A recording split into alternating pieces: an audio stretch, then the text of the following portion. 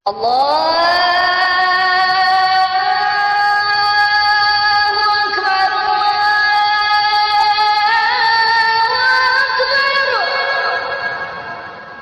اللہ الرحمن الرحیم۔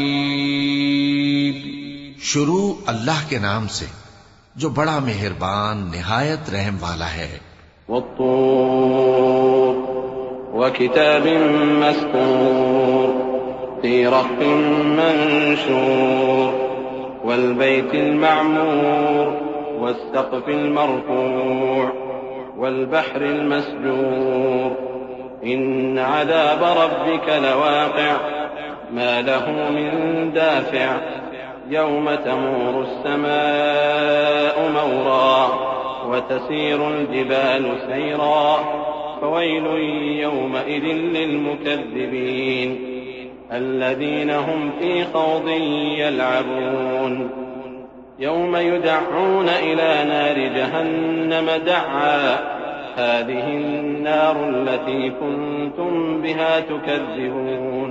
کوہ طور کی قسم اور اس کتاب کی جو لکھی ہوئی ہے کشادہ ورق میں، اور آباد گھر کی اور اونچی چھت کی، اور جوش مارتے سمندر کی کہ تمہارے پروردگار کا عذاب واقع ہو کر رہے گا اور اس کو کوئی روک نہیں سکے گا۔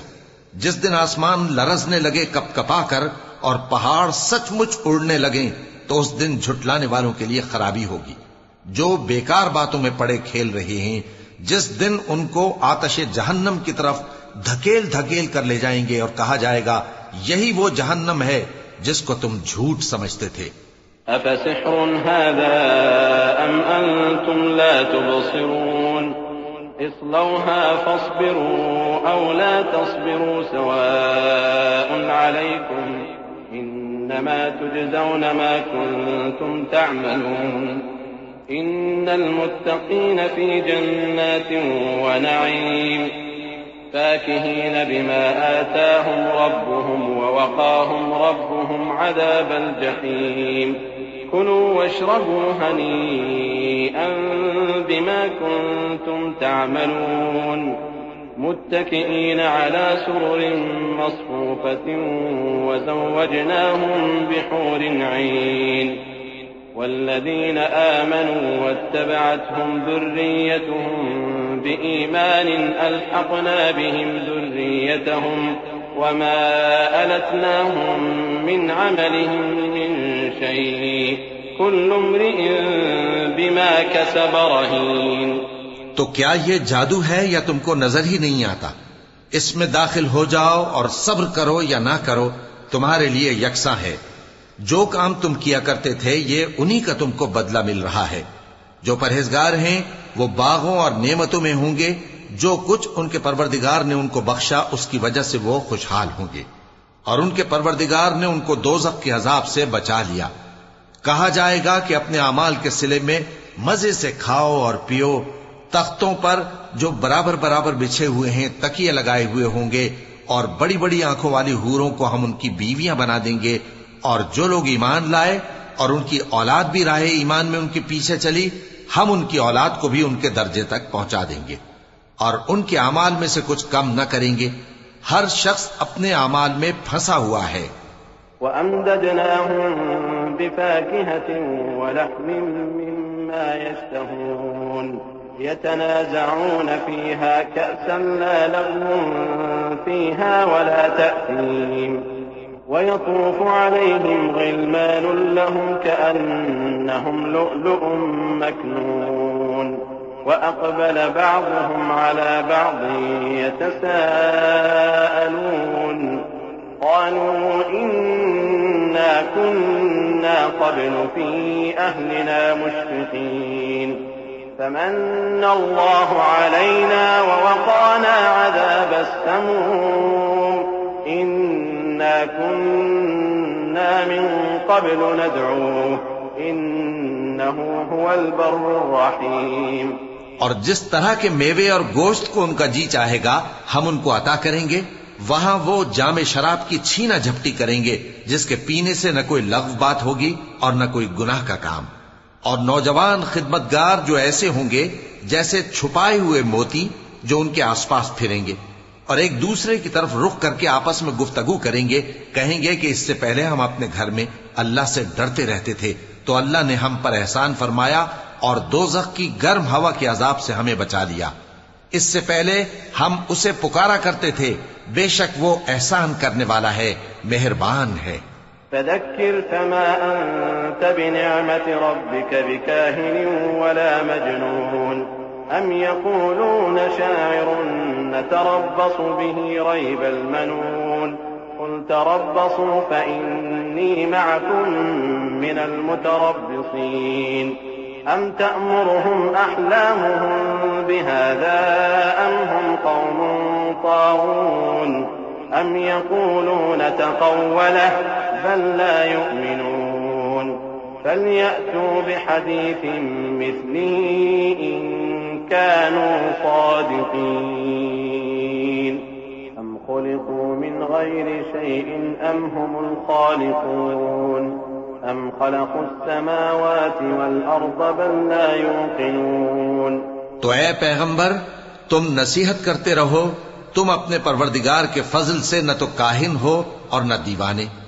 کیا کافر یہ کہتے ہیں کہ یہ شاعر ہے اور ہم اس کے لیے زمانے کی گردش کا انتظار کر رہے ہیں؟ کہہ دو کہ انتظار کیے جاؤ، میں بھی تمہارے ساتھ انتظار کرتا ہوں۔ کیا ان کی عقلیں ان کو یہی سکھاتی ہیں یا یہ لوگ ہیں ہی شریر؟ کیا کفار یہ کہتے ہیں کہ ان پیغمبر نے قرآن از خود بنا لیا ہے؟ بات یہ ہے کہ یہ اللہ پر ایمان نہیں رکھتے۔ اگر یہ سچے ہیں تو یہ بھی ایسا کلام بنا لائیں۔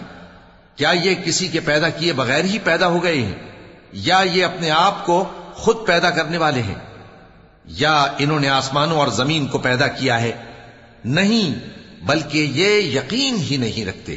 ام عندهم خزائن ربك ام هم المسيطرون ام لهم سلم يستمعون فيه فليأت مستمعهم بسلطان مبين أم له البنات ولكم البنون أم تسألهم أجرا فهم من مغرم مثقلون أم عندهم الغيب فهم يكتبون أم يريدون كيدا فالذين كفروا هم المكيدون أم لهم إله غير الله سبحان الله عما يشركون۔